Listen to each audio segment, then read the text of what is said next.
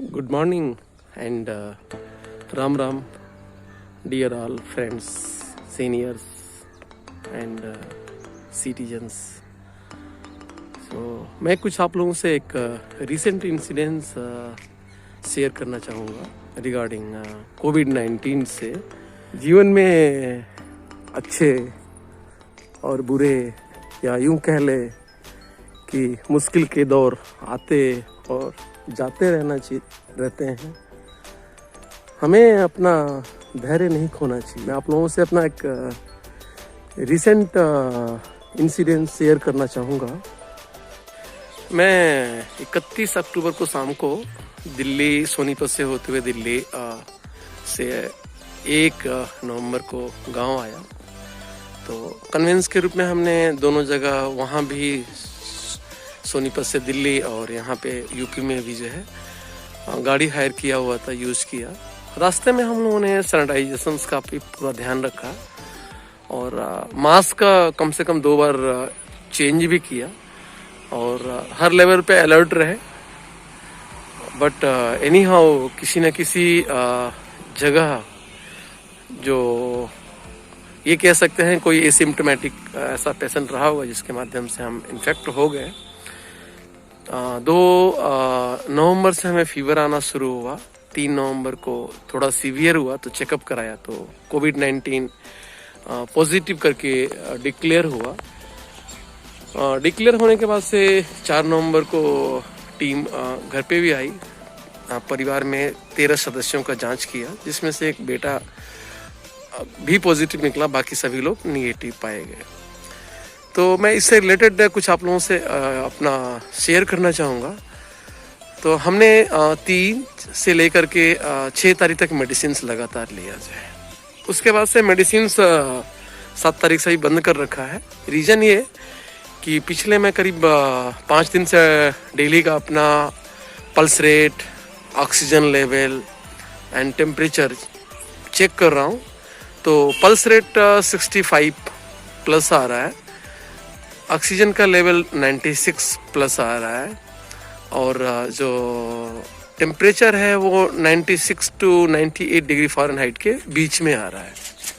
तो ओवरऑल सब ठीक है। इस दौरान हमने अपने घर में अपने आप को आइसोलेशंस में कर लिया। घर 4 BHK का है।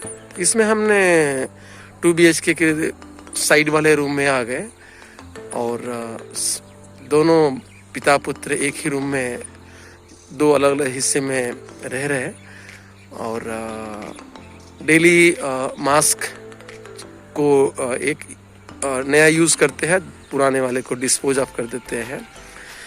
फ्रिक्वेंटली हैंड वॉश करते रहते हैं और सैनिटाइजेशंस का, हैंड हाइजीन का बेहतर ख्याल रखते हैं।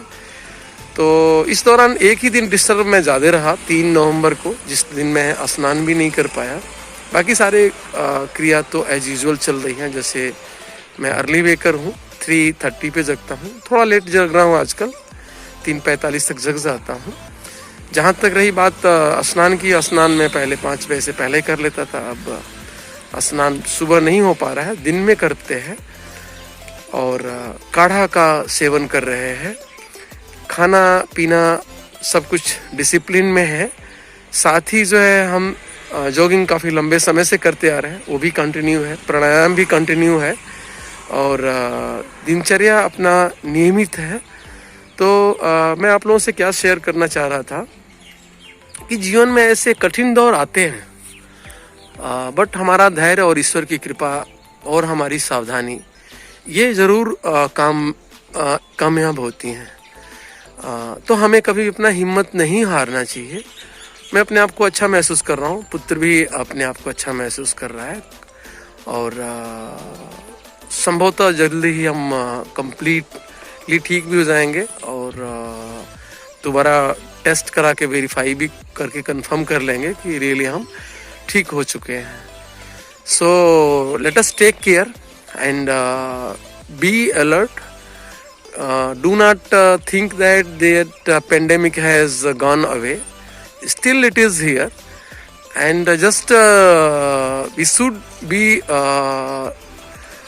as much as attentive as we should, because many times what happens, in the sake of the fear of the people's lok laws, what the peoples will say, many times we did not use mask, we did not maintain the distancings, or we whenever we did not maintain the hygienes. And so what we can say that many of us will be positive until unless it is being not declared, so people are not attentive. So we need to be very much careful. And thank you.